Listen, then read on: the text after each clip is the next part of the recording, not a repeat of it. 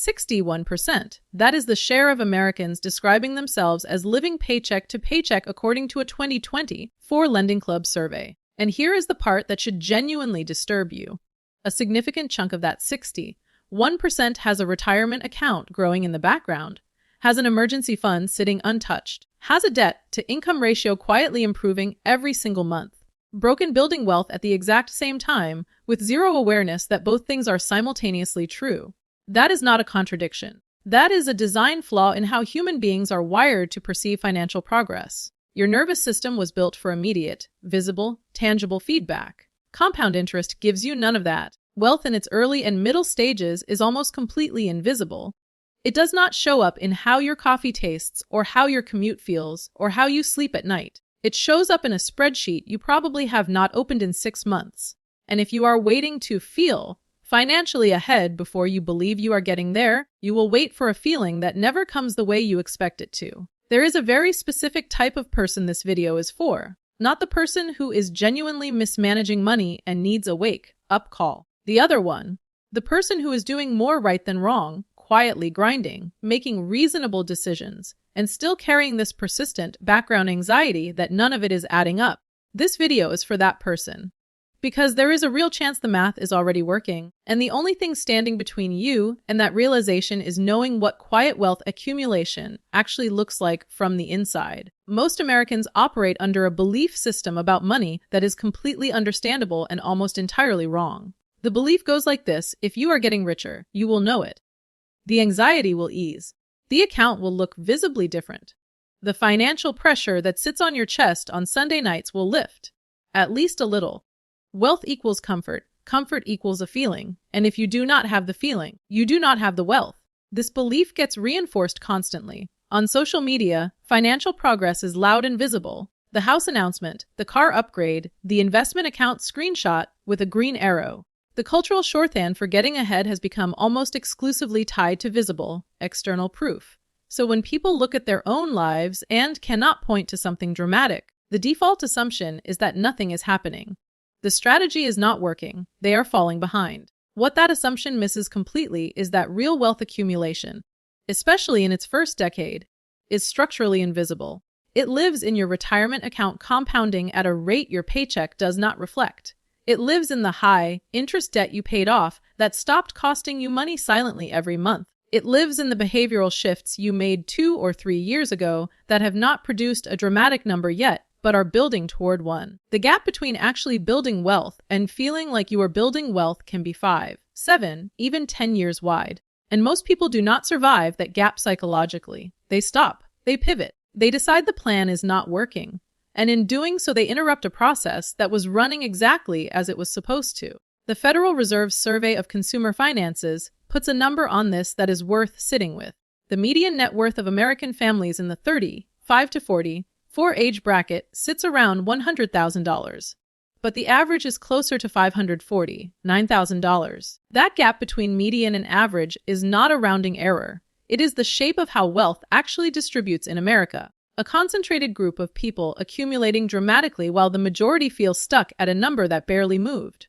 And a meaningful portion of the people in that higher accumulation group did not get there because they felt confident mid-journey. They got there because they kept going when it felt like nothing was happening. So what does quietly getting rich actually look like? Not the feeling, the signs. The first one is something most people completely overlook: your fixed costs have stayed flat even though your income has grown. This sounds almost too simple to matter. It is not. Lifestyle inflation is the single most efficient wealth killer operating in the American middle class right now, and it is nearly automatic. When income goes up, the apartment gets nicer, the car gets newer, the subscriptions multiply, the dining budget expands in ways that never get explicitly decided. They just happen. The Bureau of Labor Statistics Consumer Expenditure Survey shows that American households in the middle income quintile consistently spend between 93 and 97% of their after-tax income every single year, regardless of how that income changes, meaning raises largely vanish into upgraded spending within 12 to 18 months. If your fixed costs have genuinely held steady while your income climbed, even modestly, the gap between those two lines is where wealth is being built. That gap is the whole game. Most people are accidentally closing it in the wrong direction. The second sign is more psychologically interesting. You feel slightly behind your social circle, but your actual numbers are fine. This deserves more attention than it gets. Pew Research Center data consistently shows that subjective financial well-being in America is shaped more by peer comparison than by absolute financial position. People do not assess whether they are doing well by looking at their balance sheet. They look sideways at what their friends are doing. If your college roommate bought a house in 2021, or someone in your orbit just got promoted and suddenly seems to be operating at a different altitude, your brain registers that as you falling behind, even when your net worth is on a perfectly healthy trajectory. The discomfort of relative comparison is a genuinely terrible proxy for financial reality. If the numbers are moving in the right direction and the anxiety is coming from watching other people, that is not a financial signal. That is just the completely normal human cost of having eyes. The third sign, your emergency fund has been sitting untouched for over a year. This is underrated almost universally. The Federal Reserve's report on the economic well-being of U.S. households from 2024 found that roughly 37% of Americans would struggle to cover a $400 unexpected expense without borrowing money or selling something. If you have 3 to 6 months of expenses sitting liquid and untouched, not because nothing went wrong, but because when things did go sideways, they were not catastrophic enough to require it, you are operating in a fundamentally different financial reality than more than a third of the country. The emergency fund does not feel like wealth because you never use it, but what it represents is an invisible insurance policy against the single biggest wealth destroyer in the American middle class, having to go into high-interest debt every time life gets difficult. The value of it is real. You just never see it as a line item because it shows up as bad things that did not happen. The fourth sign is pure math working quietly in your favor. Your debt-to-income ratio has been shrinking even if your balances do not feel dramatically lower. If you took on a car payment 4 years ago when your income was lower, and you have since gotten 2 raises while the payment stayed fixed, your debt burden as a percentage of income has declined even though the number on the monthly statement has not moved much. Most people only look at the balance, which tells a discouraging story. The ratio tells a completely different one. The fifth sign is harder to quantify but impossible to ignore once you see it. You have stopped making purely emotional financial decisions. Think about a version of yourself from 4 or 5 years ago. The one who panicked, sold during a market dip, who bought something on a credit card and rationalized it in the moment, who picked the apartment that was $200 a month over budget because it felt right in the parking lot. Now think about your financial behavior over the last 12 months. If there is a measurable gap between the emotional reactivity then and the considered discipline now, that shift in behavior is worth more than most people realize. Fidelity's research on long-term retirement outcomes shows that investor behavior, specifically the tendency to make impulsive allocation changes during volatility, accounts for a larger portion of the gap between theoretical returns and actual returns than fund selection, expense ratios, or almost any other variable that people obsess over. Getting better at the behavior is the return. It just manifests as nothing catastrophic happening, which your brain does not register as progress. The sixth sign is the one that makes the most dramatic difference. Over time, compound interest has crossed the threshold where it is doing meaningful work without you adding a single new dollar. Vanguard's data shows that a diversified portfolio earning the historical inflation adjusted average return of around 7% annually. A $150,000 account generates roughly $10,500 in a single average year from returns alone. Before you contributed anything new, if you are at that stage or approaching it, the machine is running on its own momentum.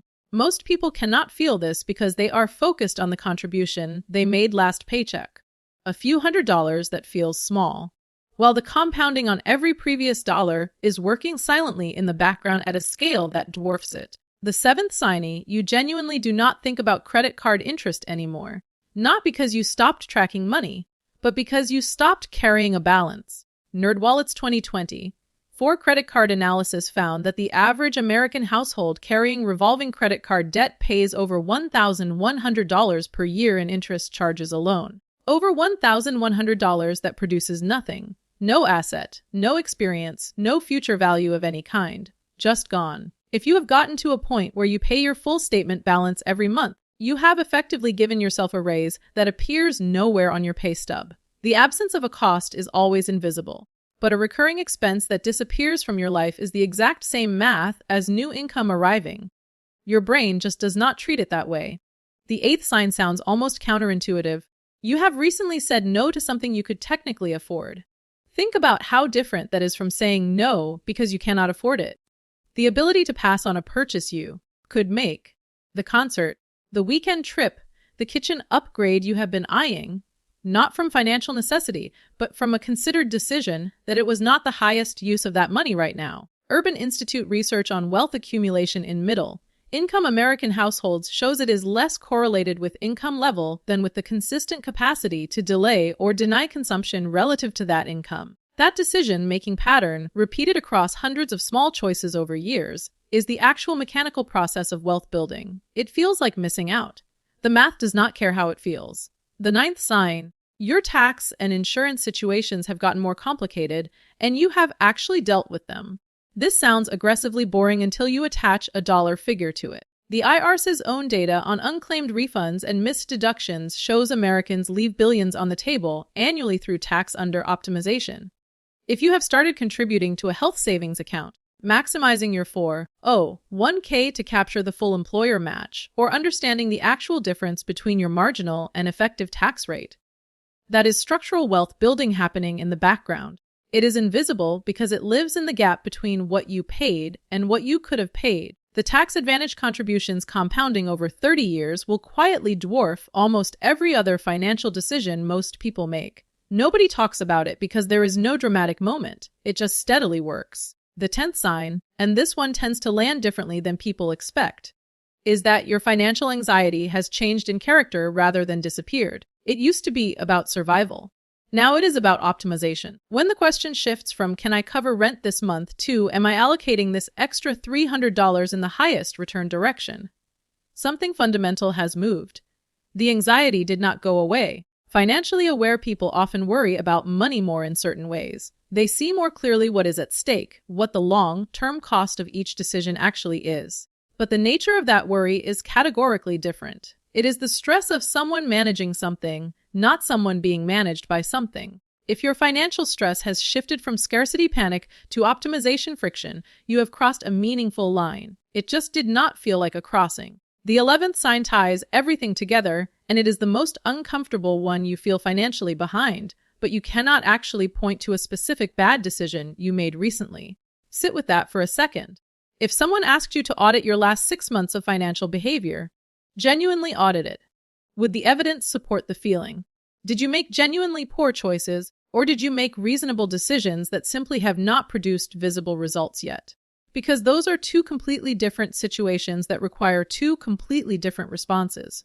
One of them means change course. The other means stay the course and stop letting your feelings vote on your strategy. This is the core problem with building wealth quietly. The feedback loop is structurally broken in the early and middle stages. In almost every other domain, effort produces relatively fast feedback. You train hard for a month, something changes. You study consistently, you perform better. But wealth accumulation operates on a curve that is flat for an uncomfortably long time, and then is not. The compounding math is exponential, not linear. And the people who quit before the curve turns are almost always the people who trusted their feelings over their arithmetic. So what do you actually do with this? Real answer: for a person with real bills and a real job, stop using your feelings as a financial measurement instrument. They were not built for this. Your nervous system responds to immediate, visible, tangible feedback. And compound interest provides none of that. Build one habit instead: a quarterly net worth check in 20 minutes maximum. Assets minus liabilities tracked simply, reviewed 4 times a year. Not daily, not weekly. The signal you are looking for lives in the 12 to 18-month trend, not in the noise of any particular Tuesday when your balance is lower than you wanted it to be. If you have not added up your actual interest expenses in the past year, credit card, car loan, personal loan, do it this week. Whatever that number is, it is the first place to direct any available extra cash. Eliminating a 15 to 25% interest rate is a guaranteed return that no market investment can reliably match. It is the highest yield trade available to most Americans, and it gets almost no attention because it does not feel like investing. And if you are not capturing your full employer 401k match, there is no gentle way to frame this: you are turning down free money on a recurring basis. The match is an immediate 100% return on the matched portion before the market does a single thing. There is no other vehicle in legal American financial life that guarantees that. Not a high-yield savings account, not an index fund, not real estate. If your employer matches up to 3% and you are contributing 2%, that gap is costing you more than almost any other financial inefficiency in your life right now. The broader truth underneath all 11 of these signs is this: wealth does not notify you. It does not send a feeling through your chest when the number crosses a threshold. It does not reward the discipline in real time. It just compounds, slowly, quietly, indifferently, while you go about your life wondering if any of it is working. The people who end up financially secure are not the ones who felt confident the whole time. They are the ones who learn to distrust the feeling and trust the math instead. Two completely different skills. And of the two, trusting the math when the feeling says otherwise is the harder one, and the one that actually determines the outcome. You might already be on the path. The question is whether you will still be on it a year from now.